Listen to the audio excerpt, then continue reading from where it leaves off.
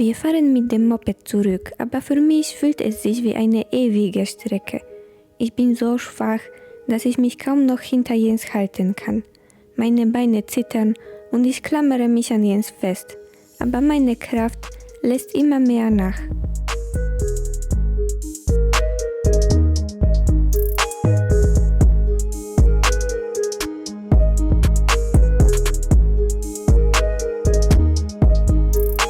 Das Fieber startet einen neuen Angriff, während die Übelkeit immer noch nicht nachlässt.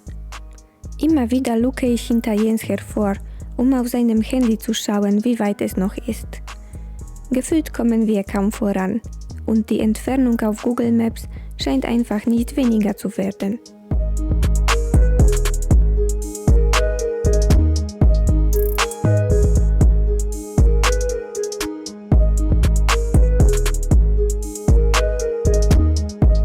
Wenn wir absteigen und das Moped in der Hotelgarage stehen lassen, kann ich mich gerade so auf den Beinen halten.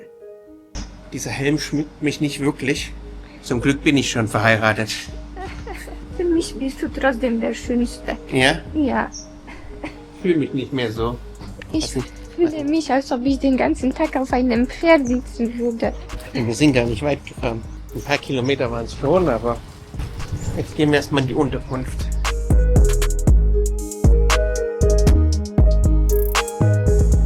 Ich habe mich ein bisschen zu sehr verausgabt heute.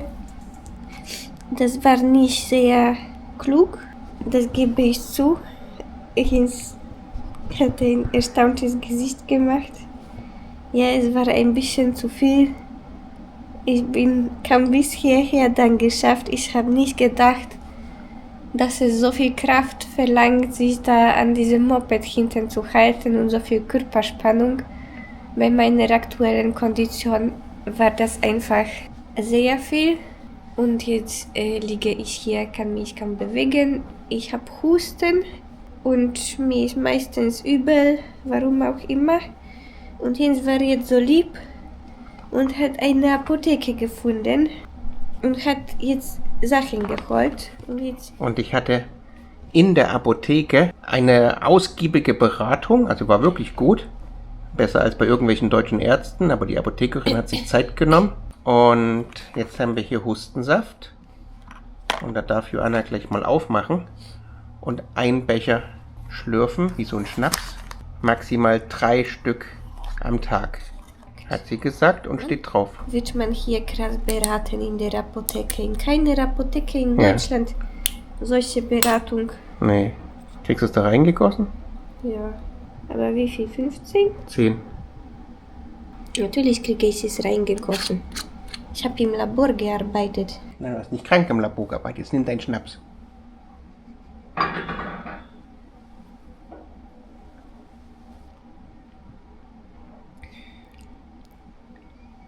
Ist sogar nicht eklig. Gut, dass wir gerade den Moment erwischt haben, wo mir nicht übel ist. Und was hast du dann noch mitgebracht? Und dann habe ich noch mitgebracht, in so einer seriös aussehenden Tüte hier, 3 solche Packungen. Aber nicht aufmachen jetzt. Und da sind so Pillen drin, die man lutschen kann. Ah, gucke, antiseptisch.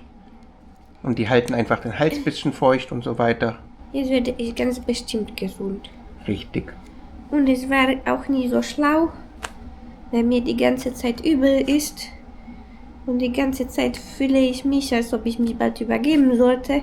Dann denke ich nicht an Essen. Und ich habe am Morgen was gegessen und das war es schon. War nicht schlau. Nicht Nee, schlau. wir müssen jetzt irgendwie Essen auftreiben. Ist aufgeladen. Ich liebe dich so sehr. Ja. Ja. Wir müssen was essen, auch wenn mein Appetit irgendwo zwischen Fieber und Übelkeit verloren gegangen ist. Jens nutzt den kleinen Spaziergang, um mir nochmal zu sagen, was die Frau in der Apotheke geraten hat. Also kalte Getränke sollst du meiden und fettige Sachen. Da braucht man doch gar nicht zum Arzt gehen. Brauchst nur zur Apotheke. Und fettige Sachen sollst du.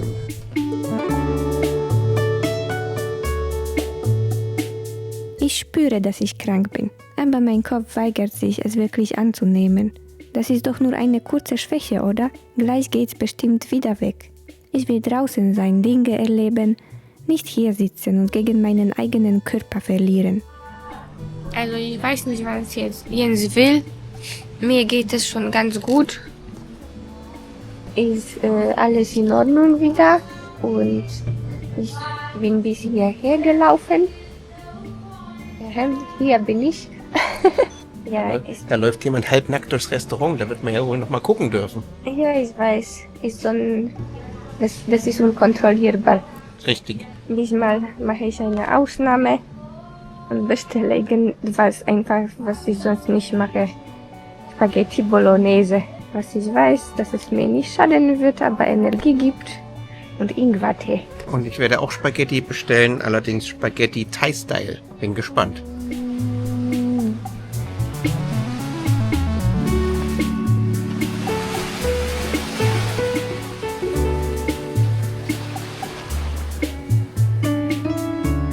Wir wollten euch zeigen, das Verhältnis Essen zum Teller.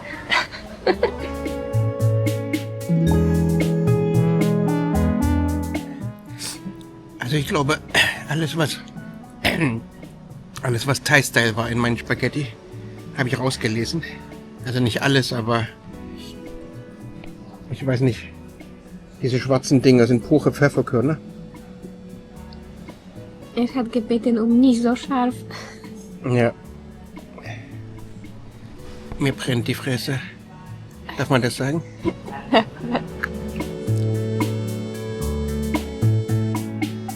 Dieser Kellner hat in seinem Job wirklich seine Berufung gefunden. Er hat sichtlich Freude und Spaß daran, Sachen hin und her zu tragen, den Gästen etwas zu bringen und irgendwie behilflich zu sein. Für uns ist es sehr unterhaltsam, ihn zu beobachten. Und seine Freude ist ihm regelrecht ins Gesicht geschrieben. Schaut nur. Und so sieht es leider aus, wenn man einen Rollerunfall hatte. Wir hoffen, dass uns das Ganze noch erspart bleibt, aber schauen wir mal. Ich bin stolz auf mich. Auch wenn es nur eine kleine Portion Nudeln war, ich habe sie geschafft. Jeder Bissen war ein kleiner Kampf, aber immerhin habe ich endlich etwas gegessen. Vielleicht ist das ein Zeichen, dass es bald bergauf geht. Kaum hat Joanna was zu essen, geht sie schon wieder etwas besser. Ich bin schon praktisch gesund. Und wenn jemand was anderes behauptet, der täuscht sich. Ich behaupte was anderes. Unsere Unterkunft nennt sich Villa, ein wirklich großzügig ausgelegtes Wort für diese kleinen Verschläge. Denn eigentlich sind es Betonboxen mit einer Glasfront. Und jetzt, wo es draußen schön dunkel ist und drin die Lichter brennen, gibt es den Einblick für alle hier. Zumindest, wenn man den Vorhang nicht zugezogen hat.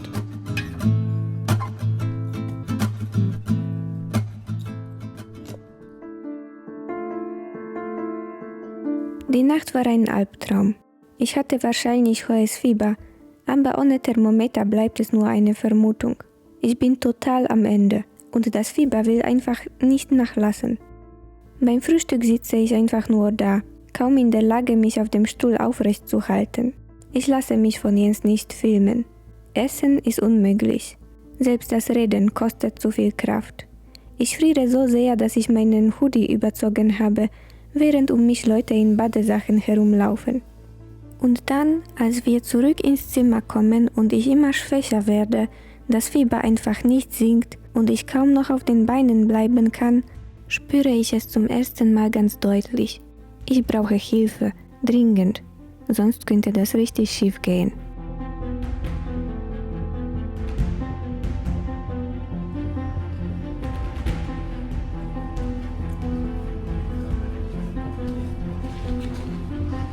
So, wir haben jetzt beschlossen, Joanna ins Krankenhaus zu bringen, mit der Hoffnung, dass die irgendwas Besseres machen können als wir, Infusion oder was auch immer, oder thailändischen Voodoo, was auch immer hilft.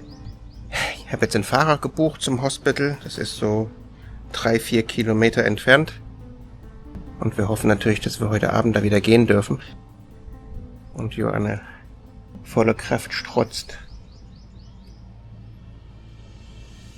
Ich habe nicht mehr Kraft zu reagieren. Okay. Ja, wir halten euch auf dem Laufenden. Nicht weit von uns befindet sich ein internationales Krankenhaus. Also fahren wir direkt dorthin, in der Hoffnung, dass die Sprachbarriere hier kein großes Problem wird. Da es nicht viel Betrieb gibt, werde ich schnell untersucht. Meine Temperatur wird gemessen und zeigt stolze 39,8 Grad Celsius. Die Ärztin hört mich ab und stellt fest, dass ich stark dehydriert bin. Ist dieses Minimum, weil das sich Weiß ich auch nicht. Im Zweifelsfall. Irgendwie müssen wir lange warten und mehrere Gespräche durchführen, aber dann bekomme ich endlich Medikamente gegen Fieber und Übelkeit, eine große Infusion, dazu eine Blutuntersuchung und ein Abstrich, um herauszufinden, was mich so umhaut. Jetzt waren die Schwestern gerade da. Joanna hängt jetzt am Tropf. Aber schaut selbst. Elend. So sieht Elend aus. Das war interessant zu beobachten, weil mir wurde Blut entnommen und hier ist es so, dass man nicht Blut direkt in diese kleinen Ampullen entnimmt und die direkt nimmt zur Untersuchung, sondern man nimmt erstmal so eine große Spritze, man entnimmt ganze 10 Milliliter und dann von der Spritze füllt man in diese Ampullen. Ich hab's gesehen. Also, weiß nicht warum so. Ich hoffe, das ist hygienisch genug, dass diese Untersuchung klappt. Die haben gesagt, ich fühle mich morgen schon total gut. Und alles ist weg. Ich muss nicht hier übernachten, es wird alles gut dann. Nach der Infusion. Klingt wie ein Wunder. Kann es kaum glauben. Mal sehen, ob es wirklich so ist. Weil auf der Infusion steht Sodiumchlorid Injection. Wasser, Sodiumchlorid. Kochsalzlösung. Also Kochsalzlösung. Da ist nichts mit Medizin. Die haben das reingespritzt. In die Infusion. Es war so eine Ärztin da, die mit gutem Englisch sich mit uns unterhalten hat. Später war noch so ein Übersetzer da, der uns erklärt hat, was das alles kostet.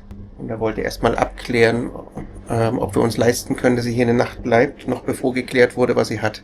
Also letztlich sollte es irgendwie 3 Stunden am Tropf 15.000 Baht kosten. Also irgendwie sowas wie 400 Euro, 500 Euro sind. Und wenn sie noch die Nacht bleibt, kostet es 35.000 Baht, 1.000 Euro. Und wenn man es über die Versicherung abwickelt, dann dauert es irgendwie 3-4 Tage. In der Zwischenzeit muss man einen Pass dalassen. Dadurch, dass wir natürlich weiter reisen wollen, zumindest wenn es medizinisch vertretbar ist und es Joanna wieder gut geht, was gerade nicht so aussieht, aber die Versprechungen sagen, dass sie in ein paar Stunden wieder rumhüpft. Mal sehen. Werden wir es einfach selbst zahlen später und das Ganze einreichen und hoffen, wir kriegen es wieder. Und jetzt hat die Schwester einen Knopf gebracht mit einer Klingel und hat gesagt, wenn sie irgendwas braucht, soll sie klingeln. Ich hoffe, Joanna gewöhnt sich nicht daran und will sowas zu Hause auch. Mir so kalt. So kalt. Joanna ist kalt und die Schwester fragt mich jedes Mal, ob sie vielleicht die Klimaanlage anschalten soll, damit ich nicht so schwitze. Aber wir lassen sie aus.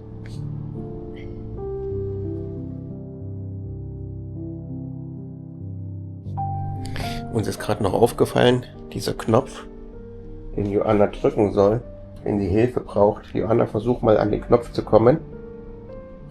Im rechten Arm hat sie den Tropf und mit dem linken Arm kommt sie nicht wirklich hin. Mit dem Fuß komme ich. Ja? Ist der Fuß lieber unter der Decke.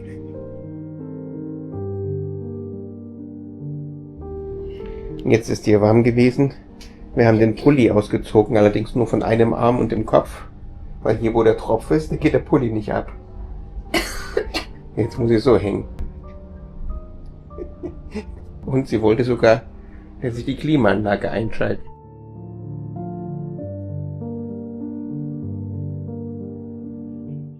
Joanna wurde in ein anderes Zimmer verlegt. Und es gibt sogar ein Bett für mich, für meinen Mittagsschlaf. Eigentlich ganz gemütlich hier, mit Balkon und Blick auf den Pool. Naja.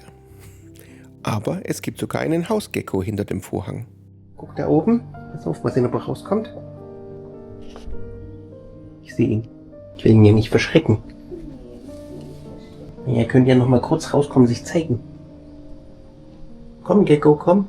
Gehört? Joanna wollte unbedingt einen Gecko im Zimmer haben, jetzt hat sie einen Gecko im Zimmer. Weißt du, was mich interessieren würde? Könntest du es für mich gucken? Was ist das, was da so fliegt? Was die Bälle?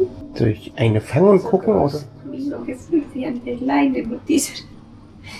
Weil sie hat das in die Hand genommen und ich so hinterher auf diesem Kabel. Aber die Ärztin war gerade da und... Ist Grippe. Es hat sich gezeigt, es ist Grippe. Influenza A. So ist es. Das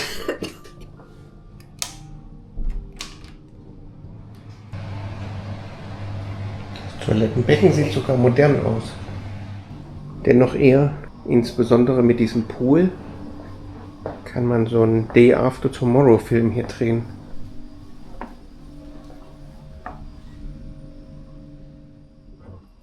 Jetzt schaut euch mal dieses Gerät an hier. Das hat aus meiner Sicht einen europäischen Stecker. Ich will es jetzt nicht rausziehen, aber wenn ihr euch die Buchse daneben anguckt, dann hat der Schutzkontakt vom Schuko-Stecker keinen Kontakt. Faszinierend.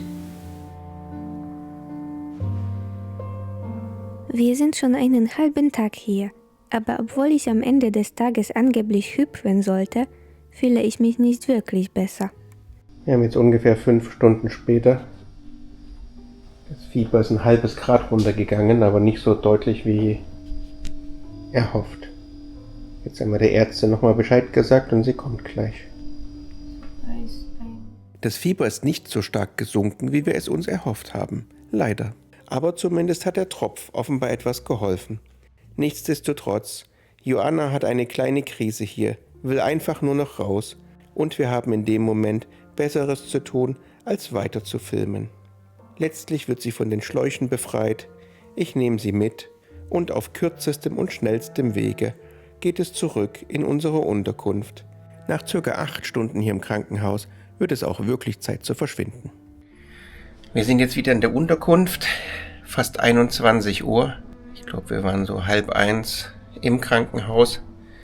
Joanna musste viel liegen und warten, wobei das Warten jetzt nicht deshalb war, weil sie keine Zeit hatten, sondern einfach, weil es natürlich alles Zeit gebraucht hat, bis der Tropf reingeht und Joanna sollte sich ausruhen.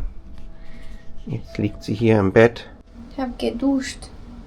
Hat sich geduscht und erstmal froh, wieder hier zu sein. Wir haben diverse Medikamente bekommen. Das war alles inklusive in den 15.000 Baht. Schnäppchen. Aber um Joanna aus dem Krankenhaus auszulösen, auf jeden Fall wert. Jetzt hoffen wir, dass sie gut schlafen kann. Wir haben eine Schlaftablette auch bekommen, die man bei Bedarf nehmen kann.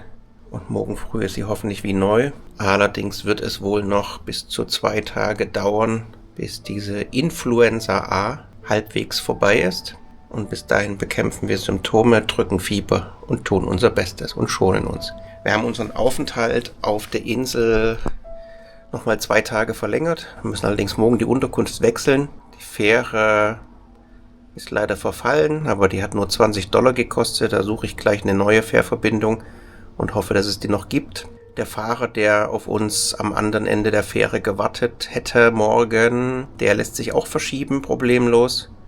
Und das Hotel, was wir schon gebucht haben, in Krabi, das habe ich angeschrieben, ob sich's verschieben lässt, das werden wir sehen. Die haben noch nicht geantwortet. Wir hoffen, dass Joannas bald wieder besser geht. Direkt nach dieser Aufnahme bin ich einfach weggenickt. Einfach so auf dem Handtuch liegend.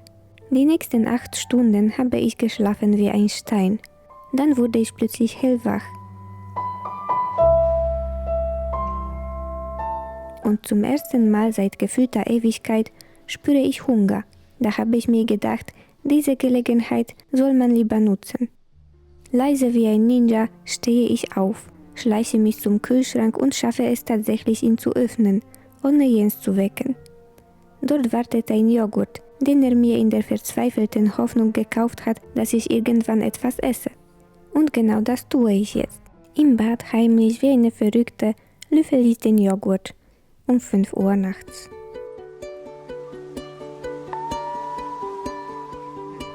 Der nächste Morgen. Joanna hat sehr gut durchgeschlafen, glaube ich. Wie war es aus deiner Sicht? Bis 5 Uhr habe ich geschlafen. Und dann hat sie sich rausgeschlichen Und was hast du gemacht? Den Joghurt gegessen. Sehr gut. Also freiwillig was gegessen mitten in der Nacht. Und jetzt geht's gleich zum Frühstück. Aber nur weil ich mitten in der Nacht einen Joghurt gefuttert habe, heißt das noch lange nicht, dass mein Appetit wirklich zurück ist. Beim Frühstück sitze ich wieder da und kämpfe mit jedem Bissen. Mein Magen scheint sich noch nicht ganz sicher zu sein, ob er überhaupt wieder arbeiten will. Aber ich quäle mich durch, langsam aber immerhin. Ich brauche Kalorien und mein Körper braucht Stärkung. Joanna hat gerade gefragt, ob sie den Rest von meinem Omelett haben kann. Ob ich das noch esse. Normalerweise ist das umgekehrt. Ich helfe ihr bei den Resten.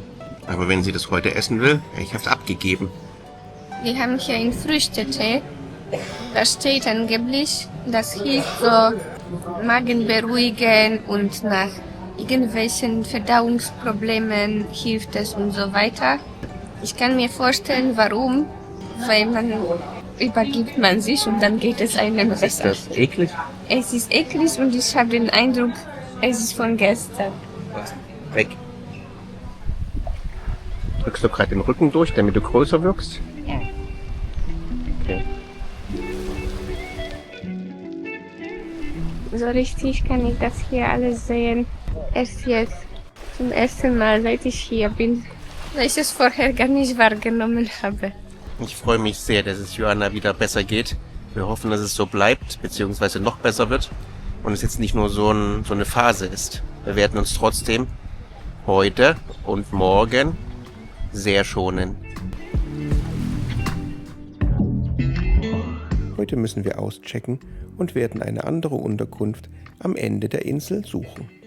Die neue Unterkunft ist etwas schicker, direkt am Meer und sollte uns helfen, gesund zu werden.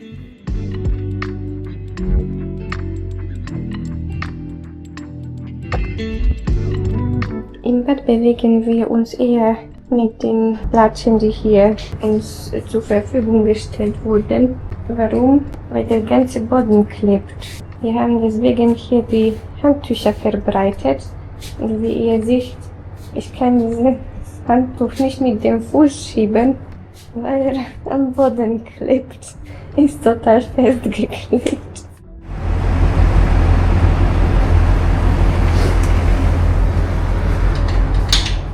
Hinter diesem Fenster da ist die Klimaanlage, also das Außengerät von dem Häuschen daneben.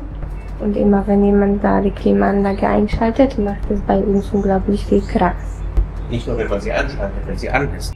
Das ganze Ding startet mehrmals pro Stunde, scheppert manchmal noch so ein bisschen und macht dann den Krach, den wir gerade aufgenommen haben. In den meisten Hotels in Thailand hängen Schilder, die sagen, dass man kein Toilettenpapier in die Toilette werfen darf.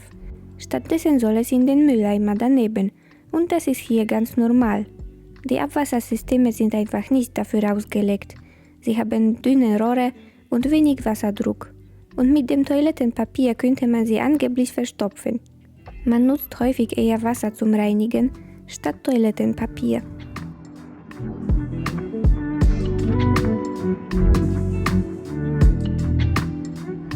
Ihr könnt euch vorstellen, dass das abends hier natürlich eher laut ist. Und wenn hier ein Koffer drüber rollt, hört man das da drin auf jeden Fall sehr deutlich. Außerdem sind immer 2 Zimmer, auch wenn sich's Villa schimpft, miteinander verbunden. Und ich glaube, wenn ich die Steckdose rausbaue, könnte man die Hand durchstecken in das andere Zimmer. Jedenfalls hört man deutlich, wenn man im Bett liegt und der andere einen Stecker in die Steckdose steckt. Das fühlt sich an, als ob er das direkt neben dem Kopf tut. Die Schiebetüren sind auch sehr dünn. Ich weiß gar nicht, ob es Joanna schon gezeigt hat. Der Rauchmelder ist auch abgenommen. Wahrscheinlich, dass man in Ruhe rauchen kann. Also grundsätzlich hört man hier alles, was passiert auf diesem Gehweg und vor den anderen Zimmern.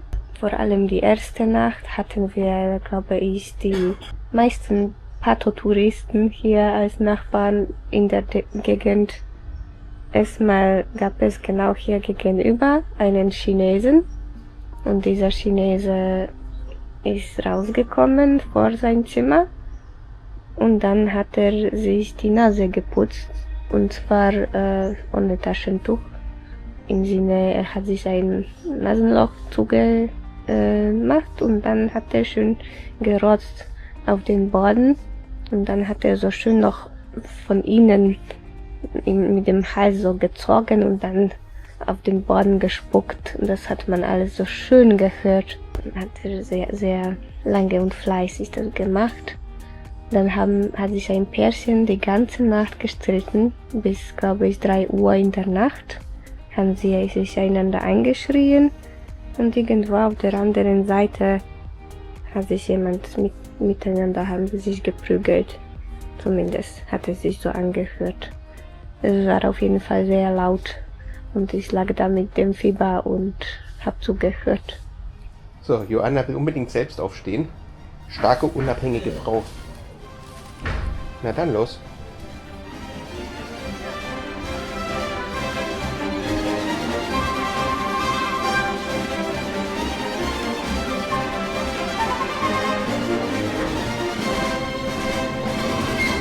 Das Glück, dass das Bett da stand.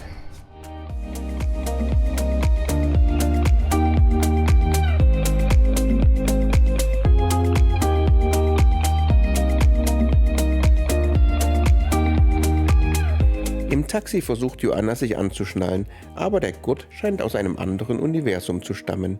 Egal wie man ihn umdreht, er funktioniert einfach nicht.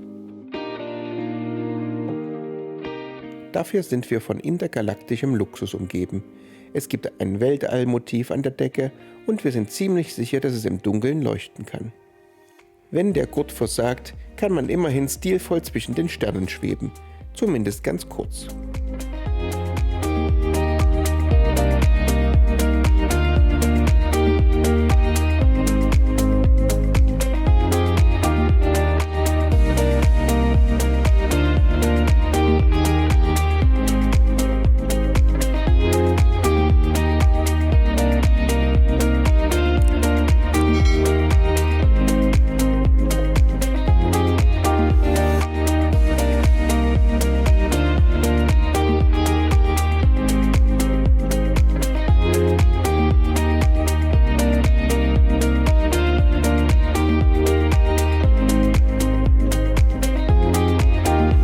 Unsere neue Unterkunft liegt etwa 30 Kilometer von der letzten entfernt. Unser Fahrer hat jedoch einige Probleme, den richtigen Weg zu finden und bringt uns erstmal in eine leicht überflutete Straße, die dann auch noch von einer Baustelle begrenzt ist. Wir kehren um, denn das Fahrzeug sitzt hier deutlich auf.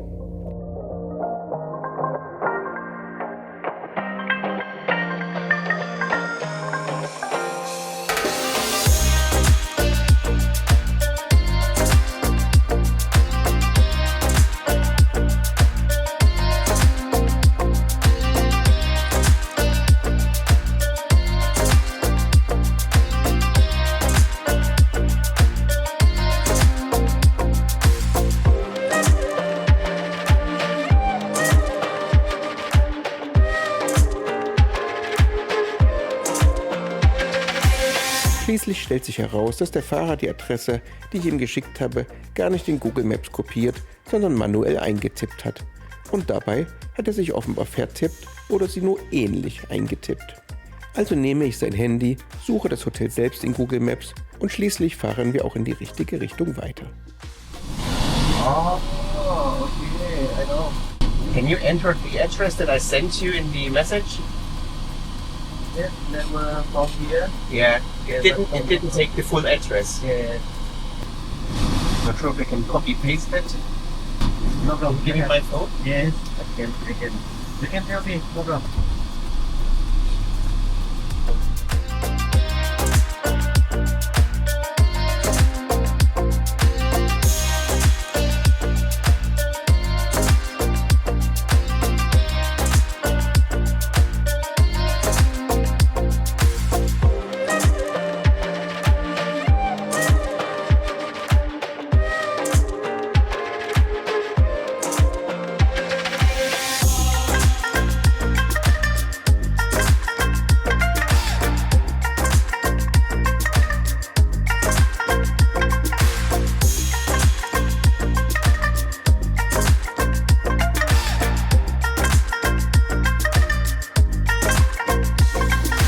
Rezeption ist nicht besetzt, aber man kann eine WhatsApp hinschicken, allerdings kommt meine Nachricht nicht raus.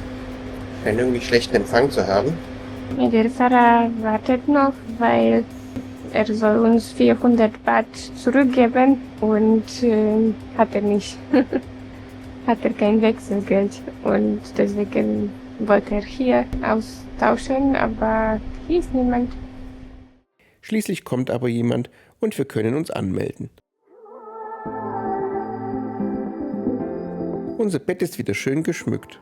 Das Zimmer ist sehr nett, gemütlich und sauber genug.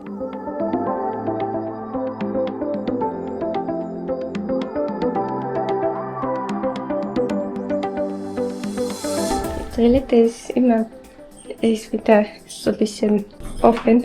Ja. Aber geht ein bisschen wie auf Mallorca. Und Vor allem aus dem Bett, wenn man morgen aufwacht, hat man diesen Ausblick. Also das ist schon mal ein Ort, wo ich endlich vielleicht spüre, dass ich im Urlaub bin. Weil ich die letzten 5 Tage das überhaupt nicht gespürt habe. Da im Hotel ein Begrüßungsdrink auf uns wartet, machen wir uns auf den Weg ins Hotelrestaurant. Das Gelände ist wirklich angenehm, alles schön gepflegt, entspannte Atmosphäre. Ich frage mich nur, wer kommt denn auf so eine Idee, gelbe Fliesen im Pool zu verlegen? Das sieht doch aus, als hätte jemand ordentlich reingepinkelt, und zwar nicht nur einmal.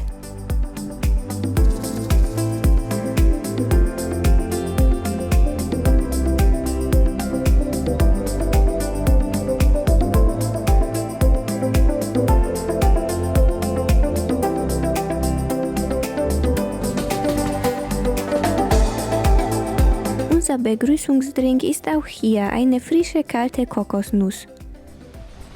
unsere Welcome Drinks werden wir uns jetzt schmecken lassen. Und dann gucken wir mal Richtung Strand. Und Kokoswasser ist auch gut zur Stärkung. Ja, gut zu stärken. Ja. Frisches Kokosnusswasser finden wir ehrlich gesagt nicht sehr lecker, aber es ist bei hitzigen Tagen perfekt, weil es viel Kalium und andere Elektrolyte hat und den Körper schnell hydratisiert.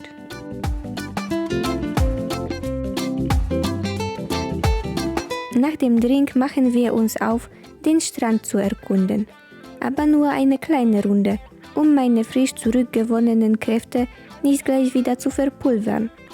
Die Treppe zu unserem Zimmer ist ja schon Herausforderung genug. Der Strand ist wunderschön. Umso herzzerreißender ist der Anblick der zahlreichen Flaschen, Plastikbecher, Tüten, Netze und all des anderen Mülls, der hier rumliegt. Hier und da liegen Touristen seelenruhig auf ihren Handtüchern zwischen diesem Müll. Es scheint sie nicht zu stören.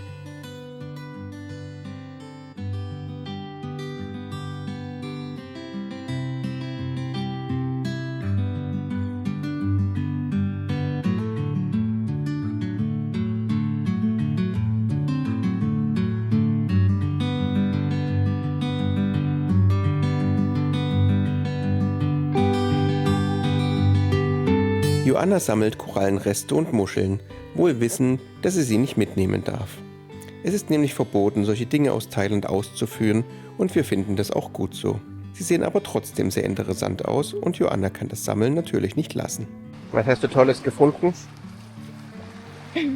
Ich glaube, sowas wie Korallenreste. Eine schöne rote Muschel. Oh. Die ist doch schön, oder? Die ist schön. Schön rot.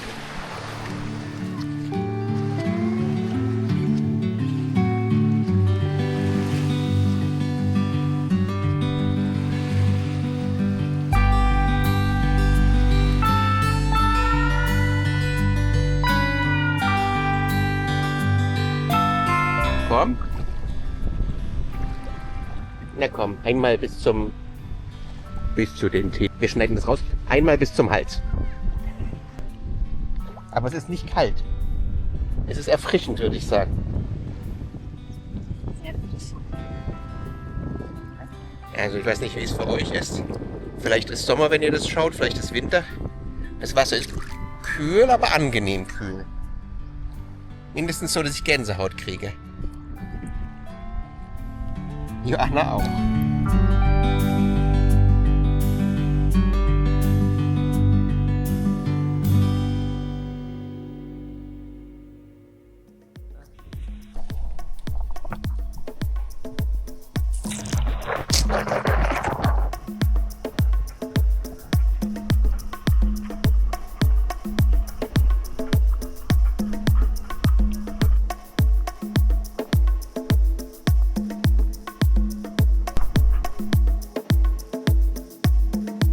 Also wir sitzen jetzt hier im Restaurant. Niemand ist hier.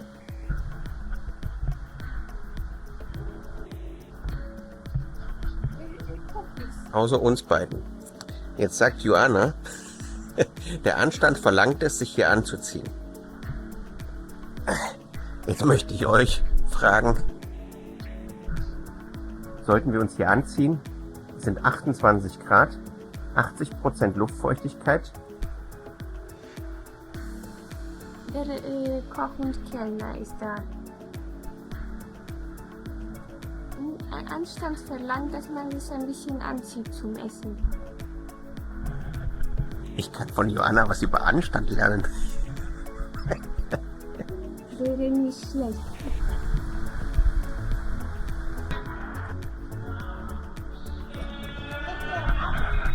Und es kommt noch Reis. Hoffentlich bald.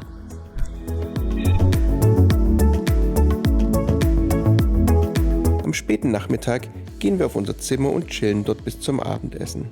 Es scheint in direkter Nähe kein Restaurant zu geben. Wir sind also auf das Hotelrestaurant angewiesen.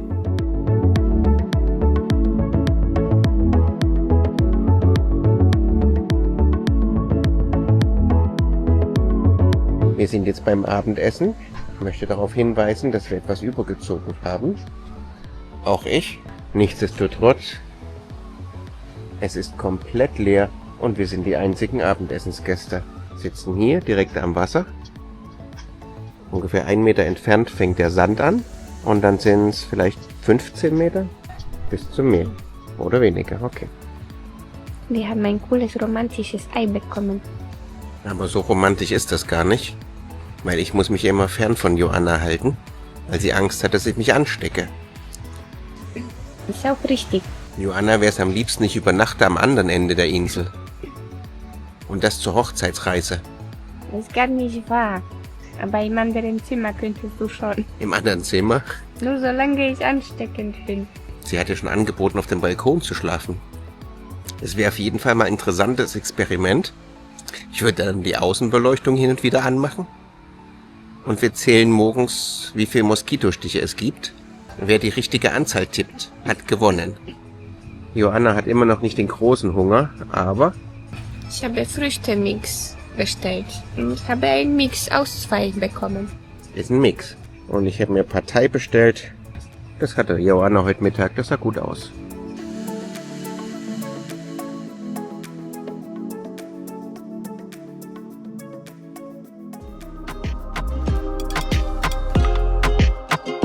In der nächsten Folge könnt ihr uns begleiten, wie wir mit der Fähre nach Krabi fahren und dann mit einer Art Uber weiter bis zu unserem Ziel.